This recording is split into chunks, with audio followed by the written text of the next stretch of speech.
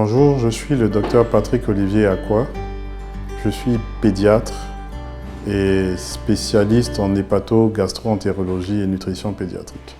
Cette spécialité a pour objectif la prise en charge des maladies du foie et du tube digestif de l'enfant. Je suis chargé de vous entretenir aujourd'hui sur un sujet qui intéresse beaucoup de parents. Il s'agit des coliques du nourrisson. C'est un problème qui suscite beaucoup de consultations en pédiatrie.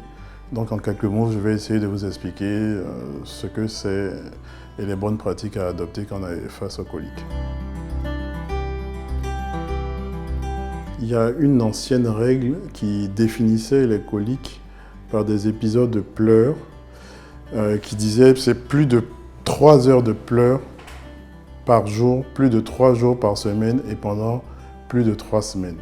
À ce moment-là, ça définissait les coliques, mais cette règle est caduque. Les critères de Rome 4, issus d'une réunion de consensus, définissent les coliques du nourrisson dans le cadre des troubles fonctionnels intestinaux. Aujourd'hui, les coliques se définissent comme un syndrome comportemental qui survient chez des enfants âgés en moyenne de 1 mois à 4 mois et se caractérise par de longues périodes de pleurs difficiles à apaiser et qui suscitent une grande inquiétude auprès des parents. Ces longues périodes de pleurs sont volontiers associées à une agitation.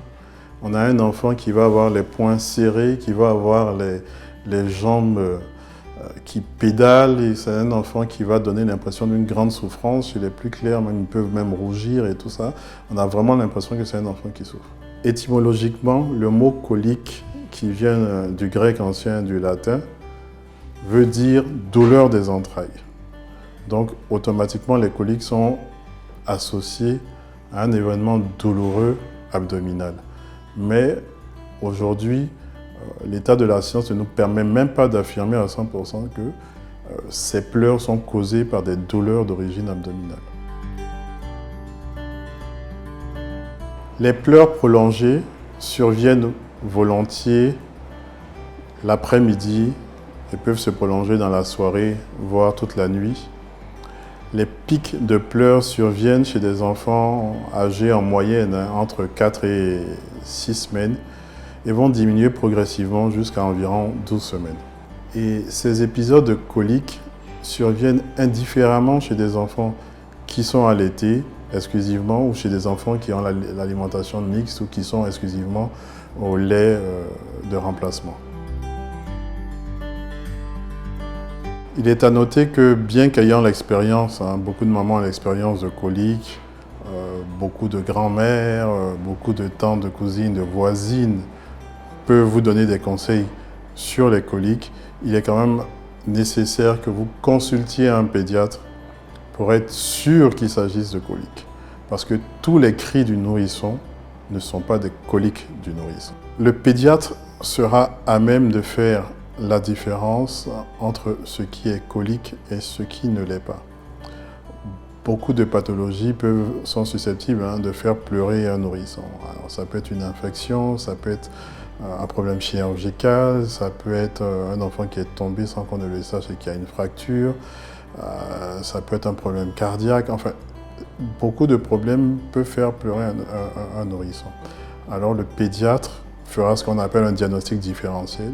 Il nous dira que toutes ces pathologies potentiellement graves sont éliminées et il pourra conclure aux coliques.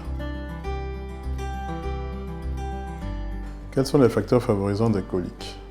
C'est une bonne question parce qu'on ne peut pas définir sur une liste exhaustive les facteurs favorisant les coliques. On dit que les coliques peuvent avoir même plusieurs origines multifactorielles. Il y a des aspects socioculturels, par exemple, des études qui ont été menées ailleurs montrent par exemple que 85% des enfants qui ont des coliques, ça vient de mères qui sont primipares, c'est-à-dire des mères qui ont leur premier bébé. Plus le niveau socio-économique de la mère est élevé, plus les coliques surviennent. Ils surviennent partout, hein, ça c'est évident, mais on a fait ce genre de constat. Plus la maman est instruite, plus l'enfant a des coliques. On ne sait pas vraiment pourquoi. Est-ce que c'est une anxiété excessive d'une certaine catégorie de la population qui font qu'ils consultent pour des coliques? L'aspect multifactoriel, il y a aussi l'association avec d'autres troubles fonctionnels intestinaux. Donc, souvent, des enfants qui ont des coliques ont aussi un autre trouble fonctionnel intestinal associé. Ça peut être des régurgitations, ça peut être une constipation, ça peut être une intolérance au lactose. Et chez certains enfants, c'est carrément ce qu'on appelle une APLV, qui est une allergie aux protéines de lait de vache. Une théorie qui peut expliquer la survenue de coliques est ce qu'on appelle une dysbiose. Une dysbiose, c'est une modification du microbiote. Le microbiote, c'est l'ensemble des bonnes bactéries, virus, champignons qui vivent en harmonie tout au long du tube digestif. Ils sont des milliards, on appelle ça carrément le deuxième cerveau.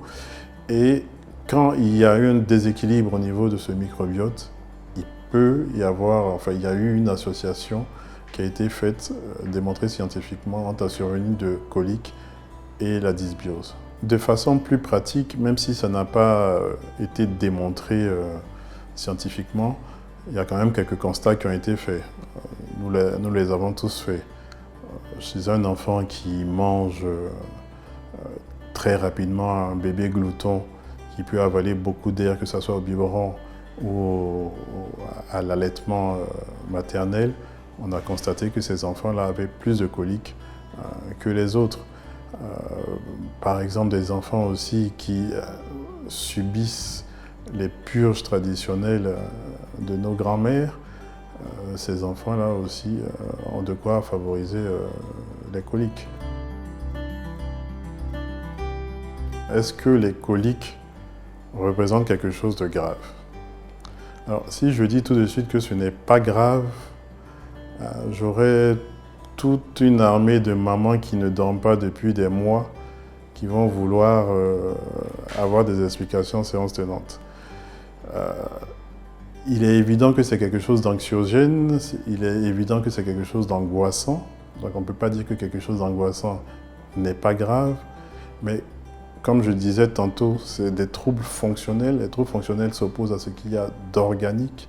On n'a pas un organe qui est malade. On n'a rien qui va mettre en jeu le pronostic vital de cet enfant. Donc c'est un inconfort pour l'enfant, c'est un inconfort pour la famille, pour la maison. Mais pour parler terre à terre, il ne risque pas de mourir. Donc, écoutez, c'est quelque chose qui n'est pas si grave que ça. Quels sont les médicaments efficaces contre les coliques? Beaucoup de médicaments sont encore utilisés, des antispasmodiques, on peut citer en parlant de DCI de la trimébutine, qui est prescrit régulièrement pour calmer les coliques, mais ça ne marche pas. En réalité, toutes ces mesures ont probablement un effet placebo qui font gagner un peu de temps aux pédiatres, nous font gagner 1-2 semaines, parce que les parents se disent que bon, on va essayer quelque chose et ça va marcher. Et quelque part, ça apaise un peu, mais en réalité, ça ne fonctionne pas, ça ne marche pas. Aujourd'hui, aucun médicament n'a fait une preuve d'efficacité dans le traitement des coliques. Aucun médicament. Nous sommes au XXIe siècle, en 2023, avec tous les progrès de la médecine, il est évident que aujourd'hui, on sait soigner la douleur. Dans certains pays, il est inconcevable qu'un patient souffre, qu'un patient ait mal. Et donc, il y a des médicaments aujourd'hui qui sont tout à fait efficaces pour calmer les douleurs, mais ces médicaments ne fonctionnent pas sur les coliques. Et c'est pour ça, si vous vous rappelez de la définition, je vous ai dit que c'est plutôt un syndrome comportemental plutôt qu'un syndrome douloureux. En matière de coliques du nourrisson, en réalité, le temps est notre meilleur allié. C'est le meilleur allié du bébé, parce qu'avec le temps, ces épisodes de pleurs vont diminuer. C'est le meilleur allié des parents, c'est le meilleur allié même du pédiatre. Donc le temps est notre meilleur allié. Donc, la question se pose de comment faire pour soulager un peu le bébé. Parce que c'est clair que il faut quand même essayer de le soulager. Nous avons parlé tout à l'heure de dysbiose. La dysbiose, étant un problème au niveau du microbiote, un déséquilibre du microbiote.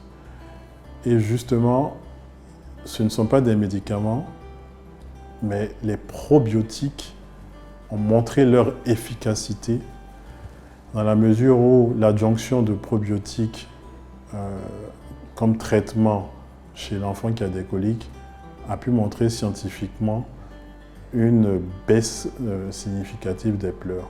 Et ce n'est pas tous les probiotiques, les études ont été menées en particulier avec le Lactobacillus reuteri. Du coup, nous avons besoin quand même de soulager un enfant qui a des coliques, d'essayer en tout cas de le soulager en soulageant aussi ses parents. En réalité, c'est la première chose à faire pour le pédiatre, c'est de réassurer, réassurer les parents. Des parents qui sont réceptifs à ce discours, des parents qui sont plus calmes. Indéniablement, les coliques durent moins dans le temps. On peut essayer d'autres choses pour soulager l'enfant, notamment en prenant chez l'enfant à l'été, par exemple, suspecter ce qu'on appelle une allergie aux protéines de lait de vache, alors que l'enfant est exclusivement au sein.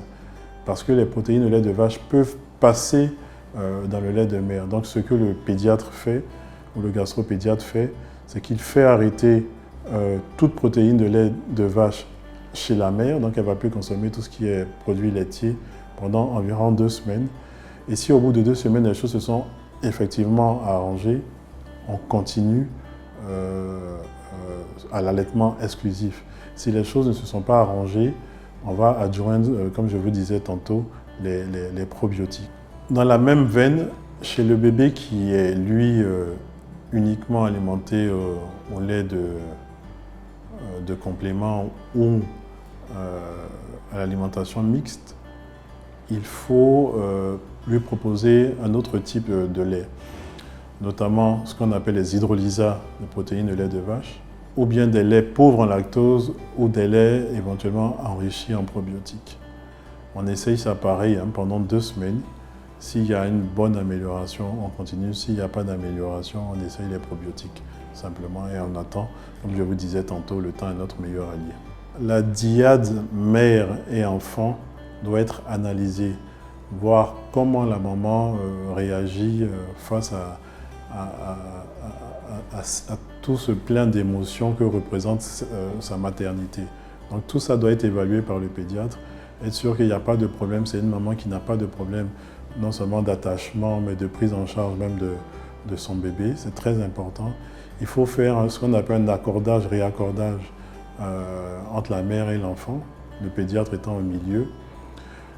Il est noté ça par contre scientifiquement, des études ont montré que les pères jouent un rôle positif. À partir du moment où le père s'implique dans la prise en charge de ses coliques, dans la tentative de soulagement des enfants, ces enfants-là avaient moins de coliques que les familles monoparentales où la mère était toute seule face à son enfant qui pleure.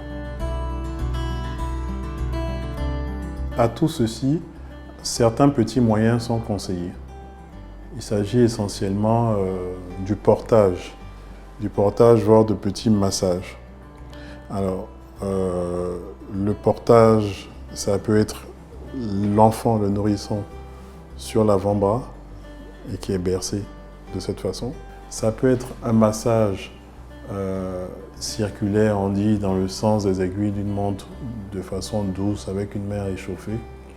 Ça peut être le portage ventre contre ventre. Ça, moi-même, je l'ai expérimenté. C'est quelque chose qui a fini par marcher, en tout cas qui calmait l'enfant. C'est de le mettre ventre contre ventre et de marcher en essayant de le porter. Certains parents, devant la panique que causent les coliques, se sont vus à 2h, 3h, 4h du matin prendre leur enfant, le mettre dans une voiture et le conduire à l'hôpital aux urgences. Et ils se sont rendus compte, en y arrivant, que l'enfant s'était calmé dans la voiture et il dormait. Et je vous assure que certains parents ont utilisé la voiture comme source pour calmer leur enfant. Quand les enfants avaient des crises de colique, ils faisaient un tour dans les quartiers avec l'enfant. C'est-à-dire que tous les moyens sont bons. Quand vous trouvez quelque chose qui arrive à l'apaiser, il faut continuer parce que, comme je vous disais, avec le temps, ça va finir par passer. Donc nous avons vu un peu ce qu'il faut faire, ce qui peut aider, ce qui peut soulager, ce qui peut calmer. Il y a aussi ce qu'il ne faut pas faire. Alors, en numéro 1, je dirais de grâce, ne purgez pas les enfants. Ça n'a aucun intérêt et ça peut avoir même un effet complètement délétère. Déjà par le fait qu'on met plein de gaz dans le ventre du bébé et après par la nature même des produits qui sont utilisés. Il ne faut pas purger les enfants, que ce soit à l'eau simple et pire encore à certains médicaments traditionnels. On a beaucoup entendu que les coliques étaient des plaies du ventre, et que ça se soignait que de cette façon. Je vous ai expliqué que les coliques, ça n'a rien d'organique. Il n'y a aucun organe qui est malade, donc forcément il n'y a aucune plaie nulle part. Il ne faut absolument pas donner des substances autres à un enfant. On parle bien du nourrisson ici, donc de 0 à 6 mois, qui ne doit en principe recevoir rien d'autre que le lait de sa mère et au pire du lait de complément. Qu'est-ce qu'il faut retenir? Les coliques sont des troubles fonctionnels et non des troubles organiques. Le pronostic vital du nourrisson n'est absolument pas mis en jeu en matière de coliques. Le temps est notre meilleur allié. Certains enfants répondent favorablement à l'utilisation des probiotiques. Et enfin, la guidance parentale, c'est-à-dire rassurer les parents, est ce qui marche le mieux.